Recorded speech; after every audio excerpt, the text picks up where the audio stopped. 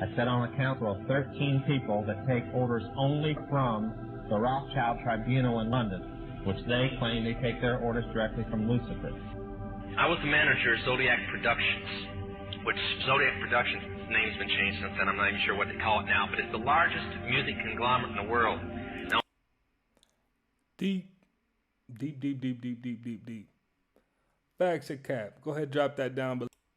Owns RCA Records, Columbia Records, Motown Records, owns almost all the concert booking agencies in the United States. And that's not even the name of the company that owns it. The name of the company that owns it is Brenner Enterprises, and Brenner Enterprises is owned by Chase Manhattan. Chase Manhattan's owned by Standard Oil, and Standard Oil's owned by the Lords of London.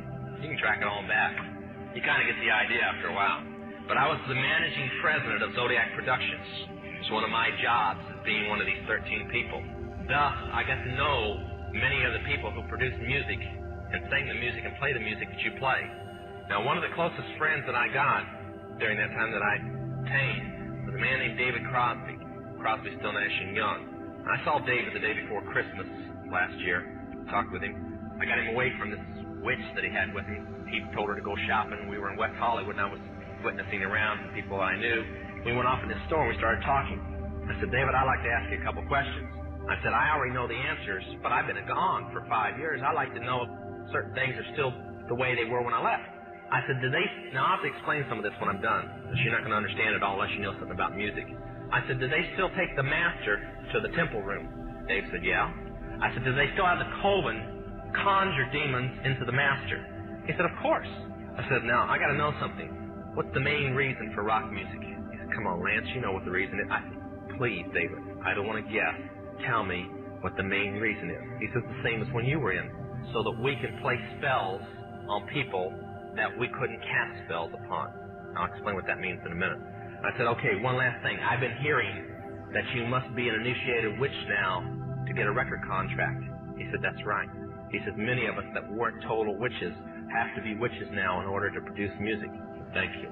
The master is a tape about as big as the top of this podium that looks like an overgrown 8-track that the album is cut on and is placed in a machine that produces and presses the records and the 8-tracks and cassettes that you buy.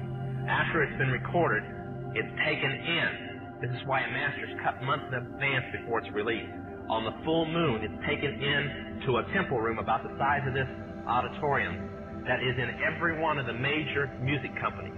Behind locked doors up in the executive office. And it's placed on an altar sitting in the north of the room and a pentagram engraved in the floor.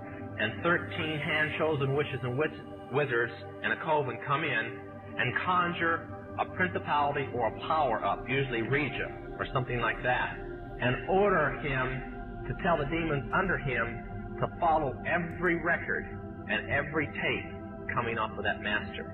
As I tell many Christian parents, you can go home and count your kids' records, probably yours too, and count how many demons at least are there.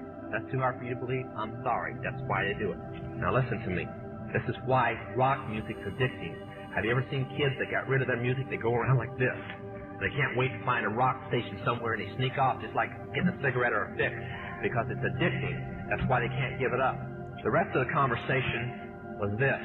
You can't cast a spell on a Christian, but you can get a Christian to cast a spell on themselves. If you give the permission for the spell to work, being a Christian won't block it. And rock music is not just a song. It is supernatural music that which is carefully designed by their spirit guides or familiar spirits in the form of spells. Now, although the devil's music's power is the music and God's music is the words, much of the songs are written in what we call witch language. To give you kind of an idea, many of you talk on a CB, unless you know what a smoky is, and a 10-4, and a front door and back door and rocking chair and these type of things, you don't know what you're talking about. Same with witches. When you're in the first and second level, you have to learn over 2,000 words that said by anybody else means something totally different than when you say them. Elton John has said he's never written a song or sung a song that wasn't in witch language. Now I want to show you something. See how many kids in here, be honest, and adults. How many remember and have heard at least several times a song called Hotel California? Somebody tell me what it meant. Quickly, somebody tell me what it meant. Huh? That's pretty close. But from the words, what did it mean? Well, that's more of a guess. See, most people can't tell you. That's why when people do drugs and they listen to songs in which language, they get some of the meaning. But most of the time, they can't tell you. Stop and think how many songs are out there that you really like, and you don't have any idea what the person was talking about. Beyond the Yellow Brick Road? How about The Destroyer by Kiss? Can anybody tell me what it's about? Yeah, that's facts. Kiss said in it, kids, tell your parents. Right there. They're talking about Helter Skelter. Beatles sung Helter Skelter in which language? Nobody knew what it meant. Manson did because he belongs to the process. Helter Skelter is a several thousand-year-old word. Most of the music is either about Helter Skelter or a place called the Night Winds, which is what Hotel California is about, and different doctrines of witchcraft. You listen to them, your parents let you listen to them, and they have no idea. Kiss openly bragged how they were gaining control of people through their music because the people played their music. They told how they didn't form their own group. Their church, because they were ordained ministers of the Satanist church, placed them together. And that's how most of the music is done. David Crosby, when him and Crosby, Still, Nash & Young produced the record Two-Way Street, they ordered the Principality of Medici to order demons of rebellion to go into the record, and everybody that heard it would be rebellious against law and order and government. And it was one of the reasons for the great upheaval in the 60s was that one album, and they take open credit for it. That was pretty deep. That was pretty deep. Well, if you guys have any comments, go ahead and drop them down.